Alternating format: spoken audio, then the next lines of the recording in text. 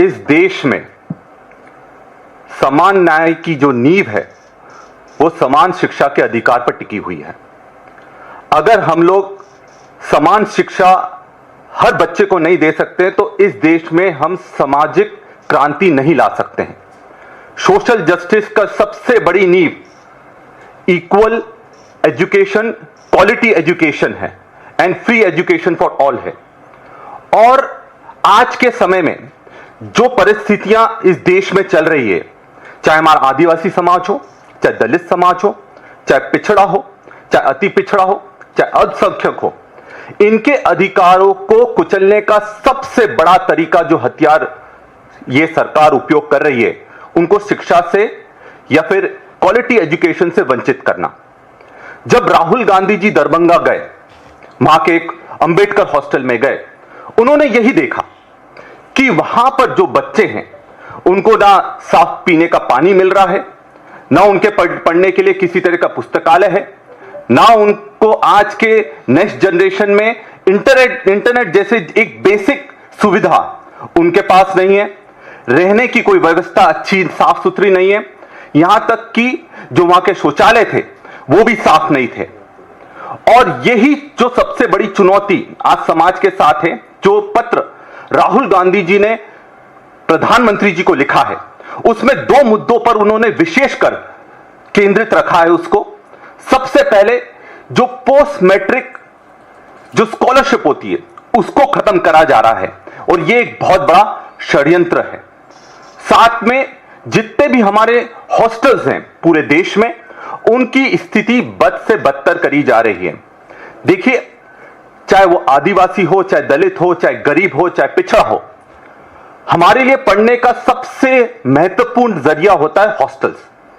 हमारे बच्चों के पास बड़ी बड़ी जगह या फिर खुद पीजी लेकर शहरों में रहने की जगह नहीं है, गांवों में उनके पास रहने की जगह को अच्छे से नहीं मिल पाती है।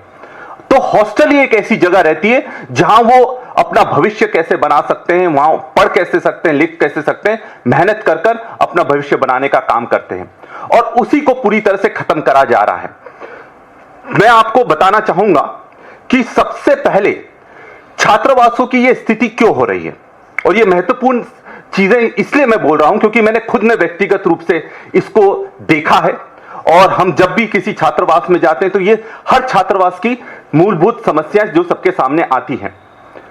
सबसे बड़ी वहां समस्या जो आती है, वार्डन की बहुत बड़ी समस्या है। वार्डन की समस्या, अधीक्षक, सब किराए के अधीक्षक रखे जाते हैं। ये कौन अधीक्षक होते हैं? ये अधीक्षक वो होते हैं जो लोग टीचर होते हैं और भाजपा के जब जो दुपट्टा डालने वाले लोग, उस विचारधारा के लोगों को ही हॉस्टलों का अधीक्षक बनाया जाता है। और वहां से चालू होता है एक गंदा खेल कि आप बीजेपी की विचारधारा को आगे बढ़ाओगे या फिर बीजेपी के लिए लड़ाई लड़ोगे तो आपको हम अधिकार देंगे, चाहे वो पुस्तक का अधिकार हो, चाहे शौचालय का अधिकार हो, चाहे पीने का पानी का जो साफ पानी का अधिकार हो, तभी मिल पाता है। आज हम सरकार से ये सवाल करते हैं कि आज तक परमानेंट वार्डन या फिर अधीक्षक क्यों नहीं नियुक्त कर पाए? क्योंकि यह सुविधा आपको अच्छी लगती है और आपकी विचारधारा को आगे बढ़ाने में आपको सहूलियत मिलती है, इसलिए। दूसरी बहुत बड़ी जो समस्या हॉस्टल्स में हमने देखने मिली, वहां उनकी सुरक्षा के लिए कोई व्यवस्था नहीं है। अभी 1-2 महीने 3 महीने पहले की मैं आपको घटना बताता हूं। सरदारपुर में 2 बच्चों को आदिवासी हॉस्टल में करंट लगने से उनकी मृत्यु हो जाती है। यह मुद्दा मैंने खुद व्यक्तिगत रूप से विधानसभा में उठाया और इसमें जो जवाब आया वो चौंकाने वाला था। उसमें जो जवाब दिया गया, उसमें कहा गया कि सारे हॉस्टलों में पूरी व्यवस्था करी गई है, चाहे वो फायर सेफ्टी के नॉर्म्स हो, चाहे वो इलेक्ट्रिसिटी के नॉर्म्स हो, चाहे पीने के पानी के नॉर्म्स हो, ये सारी व्यवस्था है। और जब हमने लड़ाई लड़ी तब इसमें एक कमेटी बनाई गई, वो भोपाल से वो कमेटी भेजी गई जांच के लिए। आप विश्वास नहीं करेंगे, जब वो कमेटी जांच के लिए आई, उनके पास चेकलिस्ट तक नहीं मौजूद थी। मतलब फायर सेफ्टी में उनको क्या देखना है, पानी साफ है कि नहीं उनको क्या देखना है, बिजली में उनको क्या देखना है। आप